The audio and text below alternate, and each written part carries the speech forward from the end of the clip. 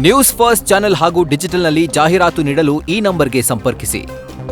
ಇನ್ನು ಬುರುಡೆ ಕೇಸ್ನಲ್ಲಿ ಇನ್ನೂ ಕೆಲವು ಸ್ಥಳಗಳಲ್ಲಿ ಮಹಜರು ಬಾಕಿ ಇದೆ. ಆದರೆ ಬಹುಶಃ ಅಂದರೆ ಕಂಪ್ಲೀಟ್ ಆಗಿ ಮುಗಿದಿದೆ ಮೋಸ್ಟ್ ಆಫ್ ದ ಪಾರ್ಟ್ನಲ್ಲಿ.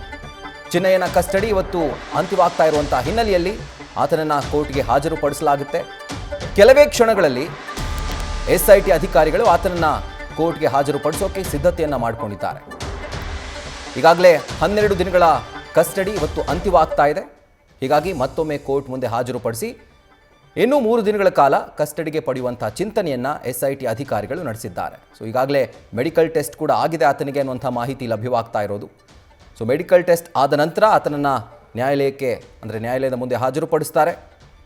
ನಂತರ ಮತ್ತೊಮ್ಮೆ 3 ದಿನಗಳ ಕಾಲ ಕಸ್ಟಡಿಗೆ ಕೇಳುವಂಥ ಸಾಧ್ಯತೆ ಇದೆ. ಕೆಲವೇ ಕ್ಷಣಗಳಲ್ಲಿ ಈ ಎಲ್ಲ ಪ್ರೋಸೆಸ್ ಕಂಪ್ಲೀಟ್ ಆಗುತ್ತೆ.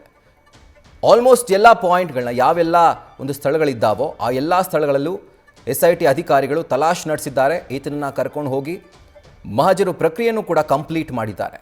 ಕೋಣೆ ಕೋಣೆ ಚಾಪ್ನ ಅಂತ ಹೇಳ್ತಾರೆ ಹಿಂದಿಲಿ. ಆ ರೀತಿಯಾಗಿ ಪ್ರತಿಯೊಂದು ಮೂಲೆನೂ ಬಿಡದಿರೋ ಹಾಗೆ ಆತ ಬೆಂಗಳೂರಿನಿಂದ ಧರ್ಮಸ್ಥಳಕ್ಕೆ ಬಂದಿದ್ದು, ಮತ್ತು ಬೆಂಗಳೂರಿಗೆ ಬಂದಿದ್ದು, ಬೆಂಗಳೂರಿನಿಂದ ದೆಹಲಿಗೆ ಹೋಗಿದ್ದು, ವಾಪಸ್ ಬೆಳ್ತಂಗಡಿಗೆ ಬಂದಿದ್ದು, ಎಲ್ಲ ಜಾಗದಲ್ಲಿ ಯಾವ ಹೋಟೆಲಲ್ಲಿ ಉಳ್ಕೊಂಡಿದ್ದ, ಯಾವ ಅಪಾರ್ಟ್ಮೆಂಟ್ನಲ್ಲಿದ್ದ, ಯಾರ ಮನೇಲಿದ್ದ, ಯಾರ ಜೊತೆ ಇದ್ದ, ಎಲ್ಲದರ ಒಂದು ಮಹಜರು ಪ್ರಕ್ರಿಯೆ ನಡೆದಿದೆ.